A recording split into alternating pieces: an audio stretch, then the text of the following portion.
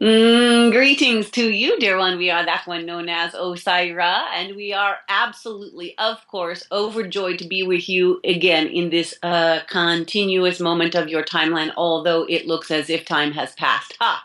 We say to you, greetings again, beloved one. Thank you. So good to see you again, Osairah, so soon after our last interaction. Indeed, indeed. Our joy, in some ways, what you would say, our nudging, indeed.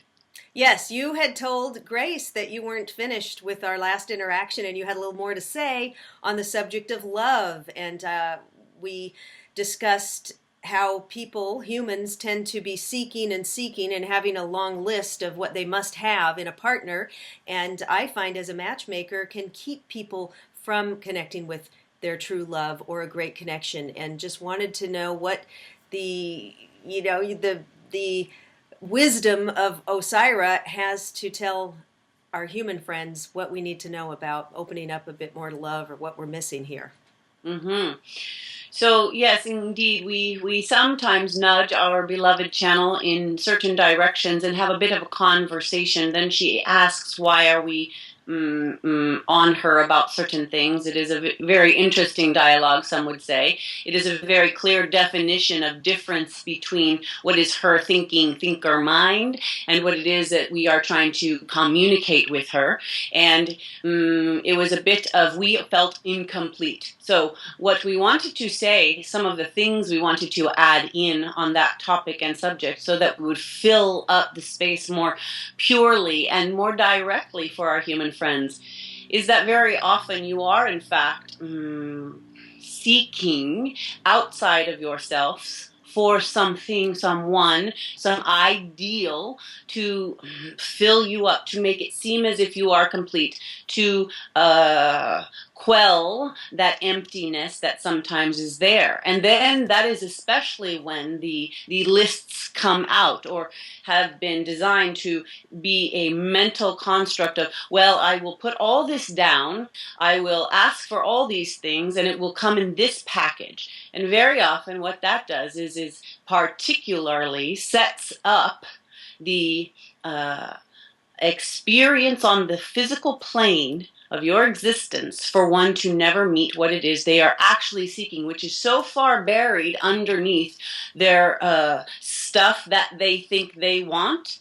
Because what happens is the soul is really what is screaming for its connection, or we shouldn't say screaming. We will say the soul is actually whispering what it desires so deeply in connection. And it is soul work, we believe, to say to you, that it is sometimes, even with your, as you say to us, clients, dear one, when you have certain human beings, they come to you and they want a certain type of person to be found for them. It is a fascinating setup that is done there in what you would call the way to find a soulmate or a soul partner, because if one is not ready at the soul level, there is only that surface level that would be even met, which will never be satiated, which will never feel connected, which will never feel aligned with another, because it is operating not from the highest, which would be the soul essence. So we are recognizing to say that it is so vital for human beings to do the inner work. We touched on that a little bit the other day when we spoke with you, dear one, and we really wanted to revisit that because it is incredibly important. The soul work that one does truly burns off that which they are not and puts them into direct connection with their higher essence, with the, we like to say, the soul signature of themselves. And when one comes into deeper connection with their own inner beingness, so much more comes to self-realization, self-awareness, that the packages one would have constructed from an egoic or a fearful place point of view is not at all what they want when they come into the seat of their soul. So very often you will have a man or a woman coming to you for your particular business to connect people. And they are coming absolutely from a give you a checklist, let me get this kind, and I will leave it up to you. Meanwhile, they go off and they do all of the regular things that they would do, which in part are hugely distracting from anything about soul work. Mm-hmm. And they are expecting you, dear one, to, as an order form, pluck out of the sea of millions of people a perfect match for this one. But it is almost, and we are not saying you don't have business here, dear one, and that there is not a divine interconnection too that goes on. But on some level, it is almost practically impossible for that one who ordered XYZ LMNOP to have their heart and soul fulfilled when that XYZLMNOP was the list, because it was coming from the not only the superficial, the mental construct, but from the very essence of not that which they have done, their own inner work. Does that make sense? Yes, it does. And my clients are men, and often they are not into doing the inner work, whereas women will embrace that on a much more easily and deeper level. And the men just feel, I'm entitled, I'm a man, I like what I like brown hair, not blonde, I like big chest, not small, I like no one over 33 years old, and I know why, because women like that have these issues and that issues, and they are so rooted and cemented in their views that for me it seems like I have to get a jackhammer to kind of open them up.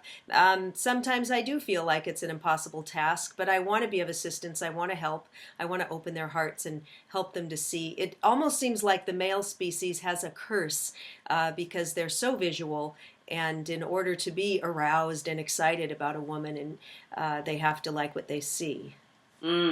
So you've touched on many things when you said all of that, dear one. One thing we would focus on for the moment is this. The divine paradigm between the seeming duality of masculine and feminine is shifting. And there is a strong hold on many men about what they think they want. What occurs, though, in time is, for some, and this is an individual path, we cannot lump every man into a pile and every woman into a pile. Everything is a soul's journey unto itself. So you, as the one who is this facilitator, it behooves you to look at each individual and see exactly what it is they need in those moments. Can you guide, direct, help, assist, point, nudge a little bit in the ways of doing certain inner works? And if they are not willing, we say this: most people will go through their life experience until a point where they cannot stand what is occurring any longer, and they will start searching deeper. Very often, for men, as it becomes apparent to them their mortality, they change and they shift. Sometimes it is a life occurrence, something tragic or extreme happens in their experience, which is brought on too by the soul to get their attention so that they may go deeper. You are expanding as a planetary consciousness. That would include the divine intersection of the male and the female, the masculine and feminine. There is an actual uprising of the divine feminine, which is in part making its way into the collective agreement and consciousness of the masculine. So there is much more going on here than seems to be this one can find love and that one can't. This one is doing the work and this one is not. It is an individual soul experience. What also we would like to say is that those who are very stuck in their ways about how they like it, how they want it, and we are saying those phrases like, in some ways you have said it, it is as if it is a scoop of ice cream and this is how I want it and this is the only way I want it. Those people who are in that cage of their own design, and that truly is what it is, their soul is screaming out greatly, and they just have buried it so far. There are the inner workings. The spirit is trying to get their attention, and we believe most lifetimes experience there is some radical shift that makes them wake up. The other side of that is if they can soften and try to look beyond, if they are a person who has the absolutes and says this way, this way, this way, and this way, if they can take a look at that idea for a moment and realize how much they are actually losing out on their heart being in connection, in their soul being in true connection. They say, you said, they want to meet their soulmate, but yet they have the list. The list is the hindrance. The heart wants to feel, to expand. It is radiating in the field outside the body. It is the connecting piece. It is the single most vibrational, electromagnetic energy of the body, single most large electromagnetic function of the body. And it even permeates, as your science knows, beyond the body.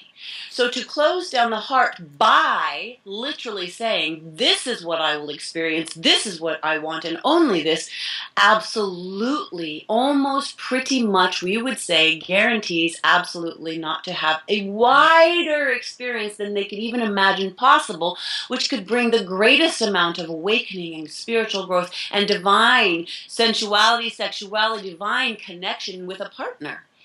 Does that make sense? Yeah.